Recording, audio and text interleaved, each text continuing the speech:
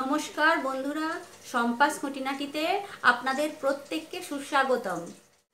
আজকে আমি ব্রেকফাস্টে বানাবো ডিম টোস্ট আর লাঞ্চে বানাবো কাঁটার ঝাল। তো চলুন দেখতে থাকুন। প্রথমে কুচি কুচি করে নিয়েছিলাম পেঁয়াজ আর কাঁচা লঙ্কা, তাতে ডিম ভেঙে দিয়ে সামান্য নুন দিয়ে ফাটিয়ে নেব। তার আগে আমি তাওয়াটাকে গ্যাস অন করে বসিয়ে দিয়েছি একটু গরম হওয়ার অপেক্ষায়। এরপর রিফাইন অয়েল তাওয়াতে দিয়ে দিলাম। যথারীতি তেলটা গরম হয়ে গেলে ফাটানো ডিমটা তেলের উপর ছেড়ে দিলাম। এরপর কেটে রাখা পাউরুটির টুকরোগুলো ডিমের ওপর বসিয়ে দিলাম। এইভাবে এক এক করে আমি ডিম টোস্ট বানিয়ে নিলাম। আপনারা হয়তো ভাবছেন শম্পা আবার আমাদেরকে ডিম টোস্ট বানানো শেখাচ্ছে। না না, একদমই তা নয়। আমি কেমন করে করি সেটাই আপনাদের সাথে শেয়ার করছি। এতে আমার আনন্দই হচ্ছে।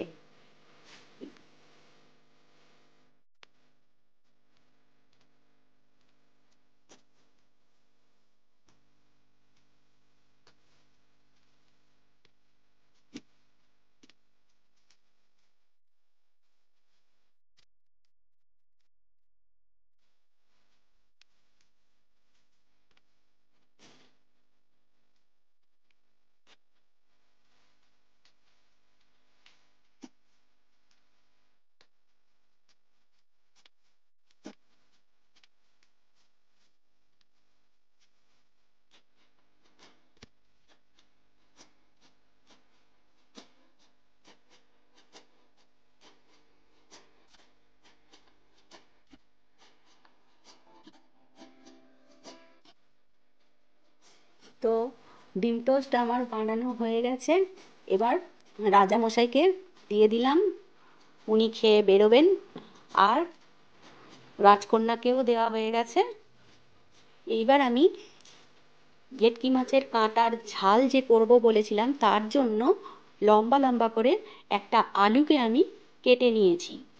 সেটাকে একটু নুন দিয়ে প্রেসারে করে একটা হুইসেল দিয়ে নেব। আর এদিকে কাঁটাতে আমি নুন আর হলুদ মাখিয়ে নিলাম। এরপর গ্যাসটা অন করে নেব আর কড়াইতে সর্ষের তেল দিয়ে দেব।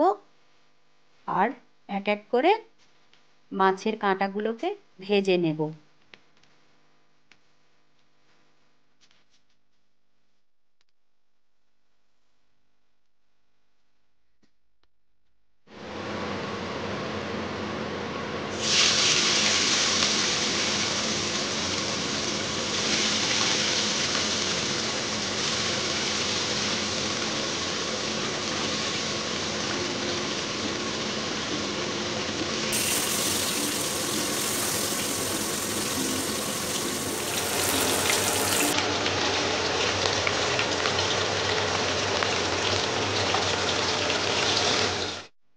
মাছের কাঁটাগুলো আমার ভাজা হয়ে গেছে, তুলে নিলাম। এইভাবে সমস্ত মাছের কাঁটাগুলো 2 থেকে 3 বারের মতন ভেজে ভেজে রেখে দিলাম। আর এদিকে দেখুন আলুটা সেদ্ধ হয়ে গেছে, জলটা ফেলে দিলাম।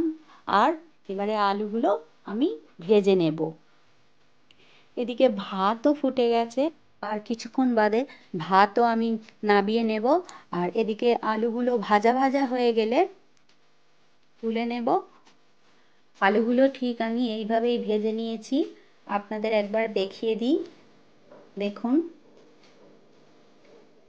এরপর আমি ওই তেলেতেই দিয়ে দেব পেঁয়াজ কুচি, 3 থেকে 4টে চেরা লঙ্কা আর 2-3টে তেজপাতা। কিছুক্ষণ নাড়াচাড়ার পর দিয়ে দেব 2 চা চামচ আদা বাটা, 1 চা চামচ রসুন বাটা আর 1.5 চা চামচের মতো হলুদ গুঁড়ো। এবারে মশলাটাকে আমি কষে নেব 10 মিনিটের মতো। অল্প আঁচে। এবারে এরই মধ্যে একটা টমেটোকে আমি 4 টুকরো করে দিয়ে দেব। মশলাটা দেখুন কষা হয়ে গেছে। এবারে 2 চা চামচের মতো আমি গুঁড়ো লঙ্কা দেব, দিয়ে একবার দুবার নেড়েই জল ঢেলে দেব, কারণ লঙ্কা দিয়ে বেশি ভাজবো না। লঙ্কা বেশি ভাজলে তরকারির রঙটা আবার কালোও হয়ে যায়, তাই বেশি না ভেজে জল ঢেলে দিলাম। এরপর একটু সামান্য চিনি দিয়ে দেব, আর দিয়ে দেব স্বাদ মতো নুন। এবারে দেখুন ঝোলটা ফুটে উঠেছে। এই ফুটন্ত ঝোলের মধ্যে দিয়ে দেব ভেজে রাখা আলু আর ভেজে রাখা মাছের কাঁটাগুলো। এবারে 5 মিনিটের মতন একটু ঢাকা চাপা করে রেখে অল্প আঁচে ফুটিয়ে নেব। ফুটে গেছে দেখতেই পাচ্ছেন। আর এদিকে আমার ভাতটাও ফ্যানঝাড়া হয়ে গেছে, ভাত পুরো রেডি।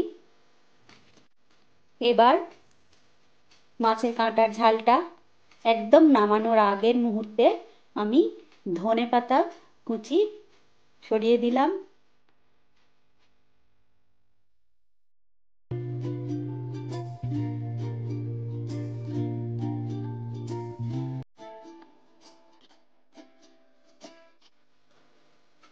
এবার সামান্য একটু গরম মশলা দিয়ে নাড়াচাড়া করে